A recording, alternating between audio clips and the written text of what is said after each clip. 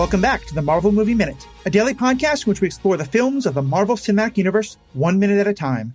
In this, our fourth season, we're looking at Kenneth Branagh's 2011 film, Thor. I'm Matthew Fox from theethicalpanda.com. And I'm Andy Nelson from the Next Reel Film Podcast. And today we're talking about Minute 6, which begins with Odin fighting the Frost Giants and ends with a slow move into our first shot of Asgard. And joining us on the show today is Ryan Bennett of the Black Girl Nerds podcast. Ryan, so good to have you with us. Thank you guys for having me. Any excuse to talk Marvel, so I appreciate it. You guys are the best, breaking it down minute by minute, so I'm excited. Awesome. Well, glad to hear you're a huge Marvel fan, and I've been really enjoying your podcast, so glad we can kind of have you on this one. And we're going to jump right in. We're starting with Minute 6. Ryan, what really grabbed you about this minute? Was there any one thing that you kind of noticed or kind of most paid attention to? Definitely the action scenes. What I love about Marvel is always the action scenes. So I loved how going back seeing this, I forgot opening up with the Frost Giants and having Odin there. That was really cool in that moment.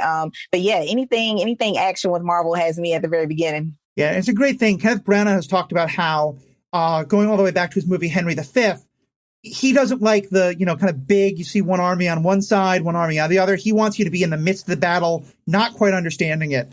And we're going to talk about that and a whole bunch more right after this quick message.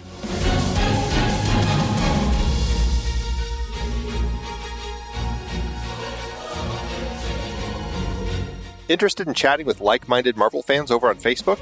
Join our Facebook group, the Marvel Movie Minute Podcast Executive Lounge. We're also on Instagram and Twitter. Just go to truestory.fm/Marvel Movie Minute and click on the link for the social of your choice. Let's jump into that battle scene we see. 'Cause the first thing I think that really kind of catches the eye is Laufey with that ice weapon. Andy, I think you in particular were pointing this out. What is it you noticed in that moment with that ball of ice forming? Well, we talked about this and how kind of cool it is as far as the way that they're depicting the Frost Giants here in the film, where they can form ice on their bodies to use as weapons. And they also have weapons. Obviously, we've seen a few of them with some weapons, but they also can form them. And here we see Laufey forming what looks like kind of a spiked ice ball in the palm of his hand. And then he hurls at Odin in the distance, and that's where Odin loses his eye. It's one of those things that I don't think I ever even knew that was actually happening. It's such a chaotic fight.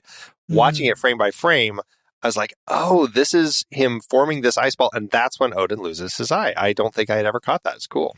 Yeah, and it's a really interesting moment, especially because this is one of the times where we see the comic kind of most break from the actual mythology. Odin losing his eye in the Norse mythology, he voluntarily gives it up in order to gain incredible wisdom. He sacrifices it in the pool of Mimir. If any Norse mythologists are listening, please tell me why my pronunciation is incorrect. I'm sure it is. So the movie didn't bring it up, but the comics did. But still, I think it's worth interesting. Like, what do you think this changes about Odin? Like, having him lose that in the battle instead of it being this voluntary thing he does. Does that change your view of the character at all, or does this make total sense for the way we see him in the movies? To me, it makes him a little bit more rugged, like willing to take the battle. Like that's how, for me, it shows like that's how he knows he's not going to take, not to get too far into the movie, but how he's not going to take the mess from Loki and he's not going to take, the mess from Thor, because he expects a lot. If he's going to go through this, to protect Asgard, he expects the same out of his sons.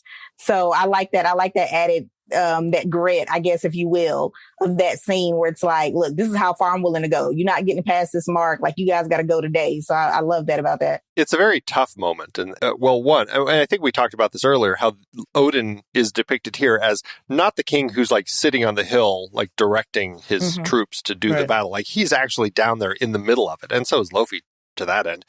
I really like that these are leaders who are in the midst actually fighting with their troops. And yeah, it's a big moment where Odin is down there. He couldn't get hurt, and here we see him very much get hurt and lose an eye. And it's a powerful moment. But I also think it speaks to the kind of the breadth of this war that is raging across not just Midgard, but across all of the Nine Realms, it seems to be. And so it's really kind of cool. And so, it's interesting with the Norse mythology being kind of this specific thing where he kind of gives an eye up to gain more wisdom. I mean, that sounds like a very kind of mythological kind of way to kind of go about that. But I feel like for a character who's missing an eye and has an eye patch every other time that we see him, I think there's an interesting kind of a warrior strength that we get when we see him with that eye patch, knowing that he lost it in battle. I mean, the other one we know about lost his eye to a cat, but I do get you. Yeah. Not as cool. Not as cool. Yeah. It's an alien cat, right? Yeah, you know, a flurkin is the correct term, I believe. Yep, right, exactly. I think that's all very true. For me, there's also an interesting moment there in that the Odin that I read about in mythology and that, you know, and from talking to others about, all wise, all knowing, that doesn't make a very interesting character in a comic book or a movie sometimes. And especially given how much this movie is about the sort of Odin isn't a great dad. Like, he kind of, all the stuff, you know, I know we're going to get into that later in the movie, but to me, it's why that moment is really interesting.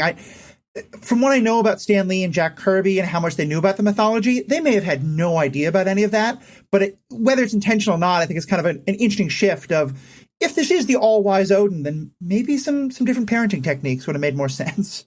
So moving on from there, we also hear that the casket of eternal winters is the source of their power.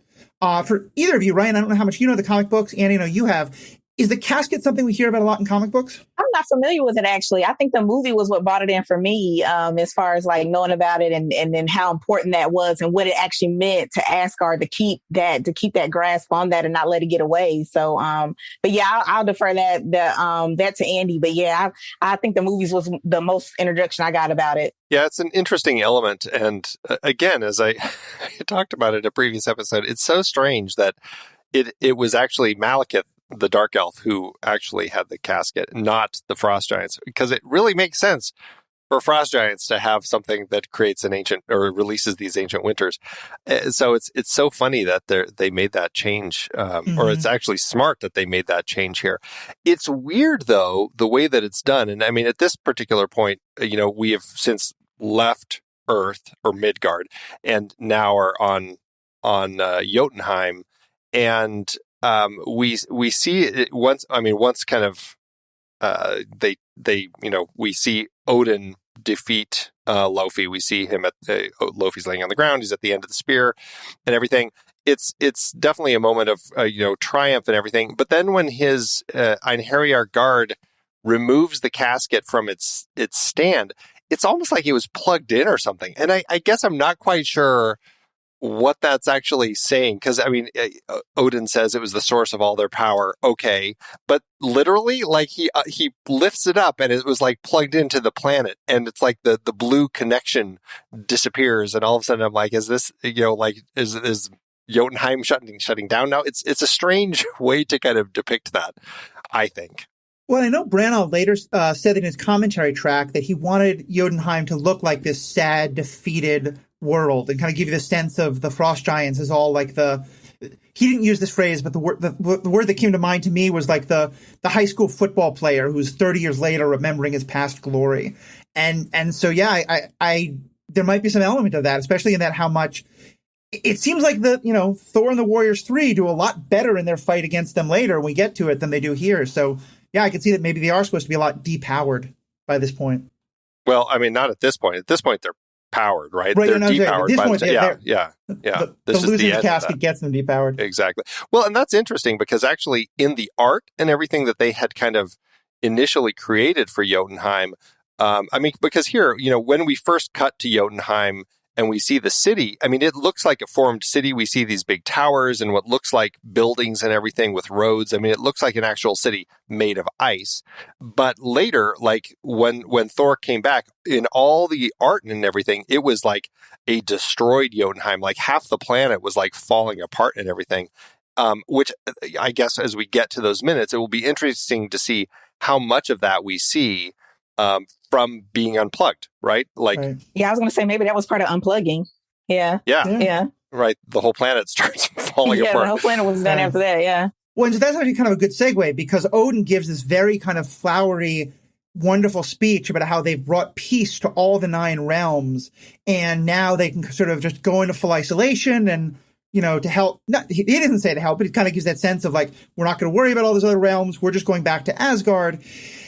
And I can't help but think about what we later learn about Ragnarok, and I have no idea to what extent the writers here knew about that. I don't think they probably did, but it's all the stuff Odin says about peace in this, for me, it's just very hard to hear it without thinking of that. Is that true for you too? That's all I thought about rewatching Thor was a lot of the stuff from Ragnarok and how important Asgard was to keep it, and how it was this very tight regimen of, okay, I need you to run the kingdom this way, and this is how it needs to be done. And we know going in the future, that's going to be flipped on his head. Like they didn't have any choice, to save the people. And it kind of flips back to, what would, Odin think at this moment to what happened in Ragnarok, like what had to happen to Asgard, as much as, how important it is to him in this segment and what it means. Like, yeah, all those scenes from Ragnarok just started running through. By the way, it's my favorite Thor movie, by the way, is Ragnarok. Yeah. Like all that started running through my head going through this.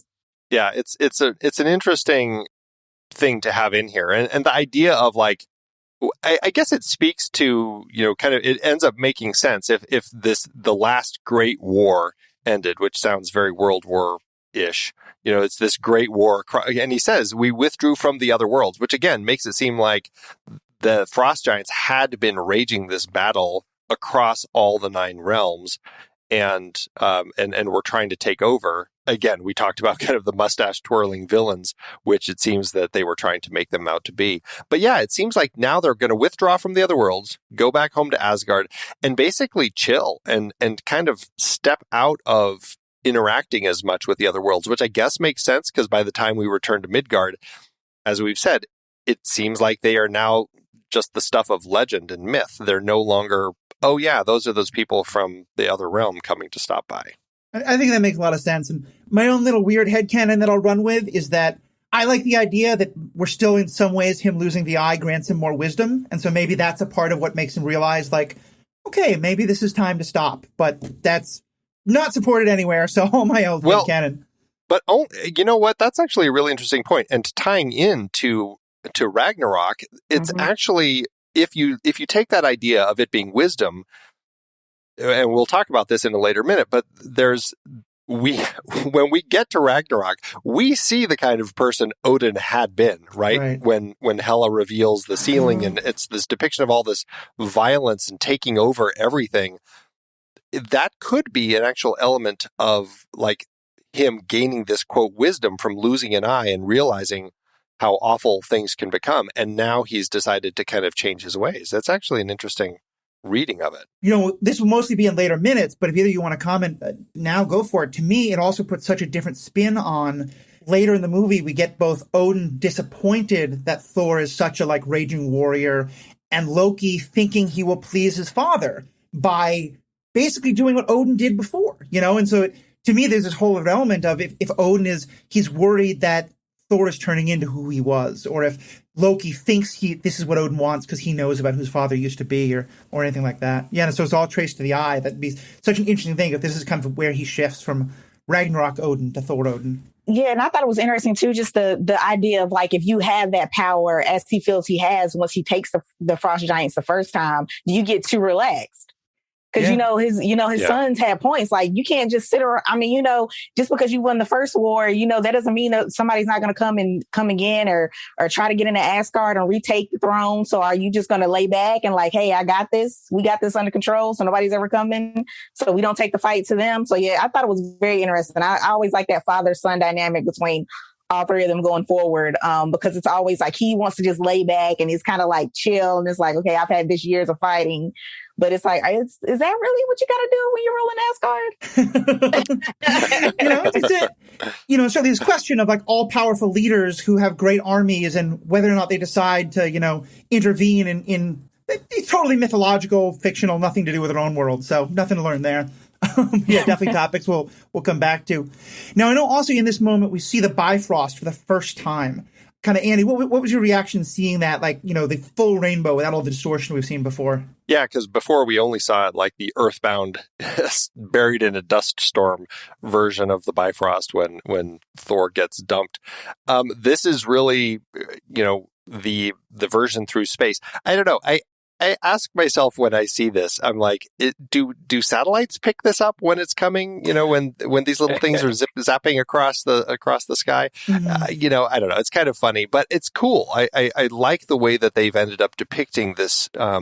What they've basically kind of decided is kind of almost like wormhole travel, but they're just kind of depicting it in a way that kind of captures that rainbow bridge element of it, which I think is very cool. So I like the way that they made it look here. It's just super cool transportation. That's one of my favorite things about Asgard. Like, I was so disappointed. Like, we go back to Ragnarok alive. Like, I was so disappointed when that changed, when that wasn't a thing, and about how they get back and forth. And I'm forgetting Idris Elba's character name in Thor. Heimdall. Heimdall. Yeah. Okay, Heimdall. Yeah, I love like hearing him always scream for him to open up this portal. To me, is like that. Like, okay, we're getting to the end of the plot where it's ending, and we're getting there, and they're going to go home. But oh wait, there's one thing. It's like that always that signal throughout the Thor movies. But yeah, I just think it's so cool. I wish I had me like a little Bifrost somewhere. I could just transport in and out, like, get to work, home real quick. But yeah, I am curious, like, how do they pick that up? Like, when he does go to Earth and everything, like, is there something they're detecting, or is it just they can easily, like, invisibly get out to these different, dimensions or different worlds, and nobody knows they're coming in and out? Yeah, it's such a strange thing. And I guess, the 9 realms, as far as that goes, it's only connected to the 9 realms. It's not connected to all of space. Like, why couldn't they take this to deliver the Tesseract later to the Collector? There are different explanations for all that, but from what I've read, the Bifrost only connects kind of this area of the universe that the Asgardians, I guess, are kind of protecting.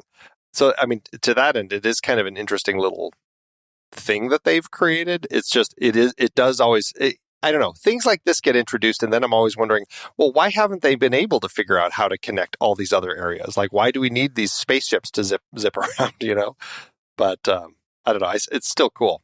I think it's a really interesting moment where, like, the original story and, like, the larger story kind of clash, because, the Bifrost is from the mythology, but where the idea was that all of creation was these 9 realms. And then we take it to the comic books, and it's like, okay, there's this 9 realms, but then there's Titan over here, and then there's the, planet of the Kree and all that over there. And so, yeah, it's an interesting, like, this idea works in this part of reality, but maybe not transferring all over. Exactly. Yeah.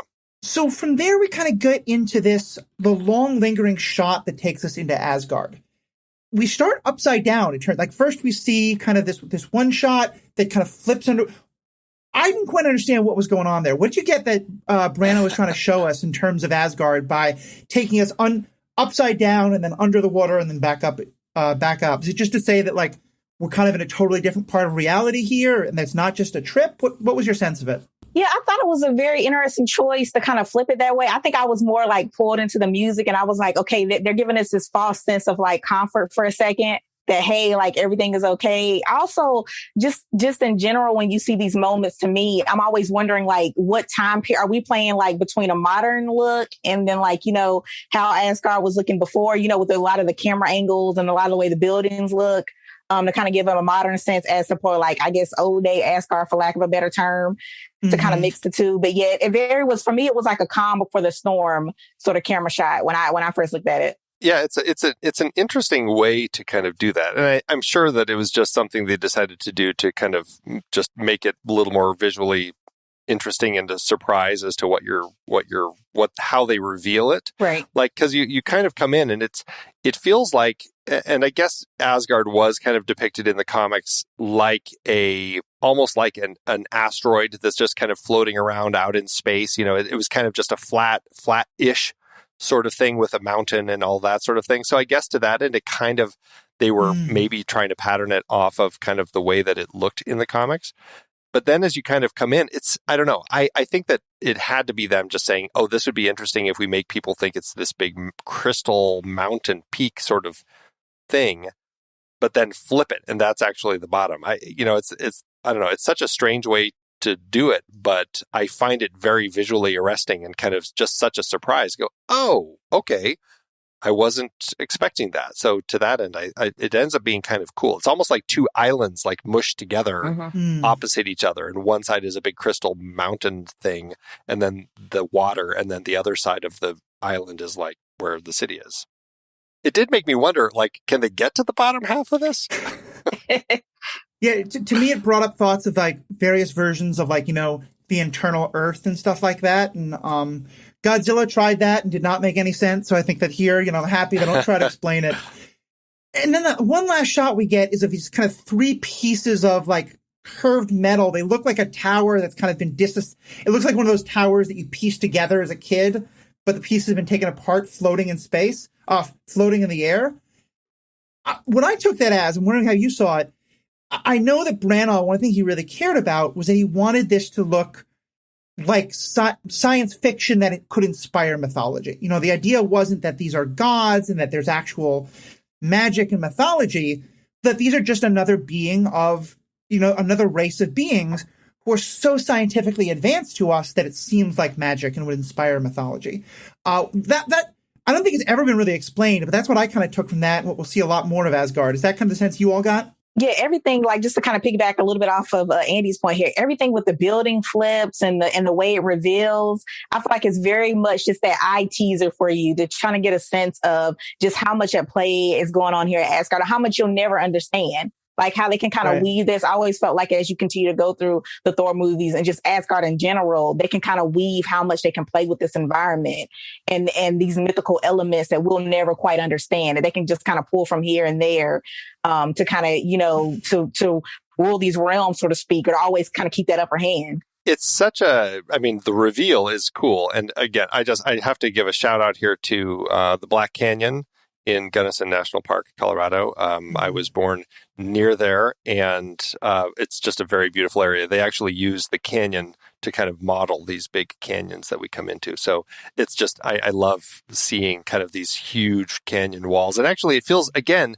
going back to kind of Lord of the Rings-ish sort of style that some of this feels like, this epic sense. Having these canyon walls with like city built into the walls themselves feels very Lord of the Rings-ish to me. Yeah. But again, to your point, then you have this weird floating building structure in the background that I've never understood. I've never seen it. I don't recall ever seeing it in either of the other Thor movies, or any of the other times we come back to Asgard. So it'll be interesting as we get to those to see, are there floating buildings in the background ever again, or is it just some strange thing? But I do, to your point, Matthew, I like this idea that Branagh had about making this stuff look magical to a point where it's basically taking science to a point where it's beyond anything we understand scientifically, which makes it seem magical, but it really is just a very advanced form of science. So to that end, I do think it's a very cool thing, whatever it is. Very much so. Very much so. And to me, I think one of the things that we always have to remember, and Andy, I love that you know so much about the film business, and Ryan, I don't know if you do as well, that there's a lot of stuff that we see that is, because it's exactly what they wanted for the story, and some stuff, like you said, they filmed in New Mexico in part because it's cheaper than filming in other places. And I think it's funny sometimes we forget, this movie is, I think, 10 years old by now. We forget just how much special effects have changed in those 10 years, and we're really seeing kind of the birth of a lot of the CGI and the, crazy effects and sets that will, by Endgame and all that, just be so natural. And, I do know sometimes there's a kind of like, hey, boss, here's this cool thing I can do. Can we put it in the movie somewhere thing? Like they're just discovering the new technology and not CGI was new, but, big advances being made. And so I also do wonder with stuff like that, how much of it's also just they were going for something else, but couldn't quite get there, or just had this cool new effect they wanted to be able to do, or whatever that was. It's entirely possible. It could be just some funky new render tool that they had that said, hey, we could make it rotating and floating. And they're like, ooh, that sounds fun. Let's do it. And Matthew, I just wanted to add too, like nothing, I have no idea. Like I'm wanting to know like some of the special effects and stuff they designed to do some of this. But it's just when you see stuff like exactly what happened with The Mandalorian and how they create that background and everything and the studio of like screens, you start looking at this like, oh, well, does it have that same shock factor? Going back years later, you kind of lose a little bit of that because it gets bigger and it gets bigger and it gets bigger. Like you're saying, Endgame, that takes it to a whole other level. When we talk about the scenes and the backgrounds and all the different areas they had to go to for the different heroes. So yeah, it definitely makes you question, like, man, are they getting too big? Like, they have to keep coming up with ways for this to be visually stunning because they've done so much. Yeah, and I know we're going to talk about a scene in one of the next minutes we're going to get to that is a practical effect instead of CGI, and why that's awesome. I may have to try reaching out to somebody at Whiskey Tree. Whiskey Tree did all the Asgard city effects. I may see if I could reach out to them and just say, what's up with that floating building? What was that supposed to be? Yep. I would love to get that. So I'm going to see if I can track one of them down and see if they'll hop on the show just for 5 minutes to talk about it. We've had quite a lot to say about a minute where I thought we were going to have some trouble with. There's literally one character who speaks the entire minute, and 30 seconds of it is just move shots. But Ryan, any kind of last comments you want to make about this minute? Any last things we didn't get to get into? No, I mean, I just think this one for me was just like very visually, like you were trying to take in all the little camera shots and pans and flips and turns. You're like, well, what does this mean? What is Asgard? Can I get my own Bifrost? So, it's a lot of cool elements for this. I just like a Bifrost that takes me to Idris Elba whenever I want. Like, that alone would be, Thank you very much. I'm glad somebody said it. I'm glad you put it out there. I'm glad somebody said it. I'm going to complain later about how that beautiful man, a fantastic actor, gets wasted in this movie. But that's a story for another time. Yeah. Well, as you said, he gets wasted in all of the Thor films. I know. He's not nearly used enough. I'm an MCU stan, but it's one thing DC has gotten better so far. But that's a whole other discussion. Andy, what about you? Any last comments you want to make? I just think it's a visually captivating minute. There's, between a battle and other worlds, Odin losing his eye, Bifrost travel, and the introduction to Asgard. There's a lot here. I mean, it does seem like there's not as much to talk about, but when you look at it, it's like there's so much visually to kind of I don't know, take your breath away in this particular minute. So I think it's it's an exciting minute. I like it. Definitely. Well, Ryan, I'm so glad you can be a part of this. I'm looking forward, I'm sure our audience is looking forward to hearing you for the next couple of days on the next 4 minutes of this time that we're talking about. But for people who want more, as I'm sure they're going to, where else can they find you talking about Marvel and Star Wars and all the other stuff you're talking about? Anything for Black Girl Nerds, we have on Facebook, Twitter, Instagram, Black Girl Nerds. But yeah, you can find me at November Bear on Twitter. But yeah, mostly just, trying to find my little minutes to squeeze in on Black Girl Nerds talking about Marvel. And thank you guys so much. I appreciate you guys for having me. Awesome. So glad you could join us. Thank you so much. Thank you to you. Thank Andy and to all of our listeners. Thank you all so much and have a great day. Until next time, true believers.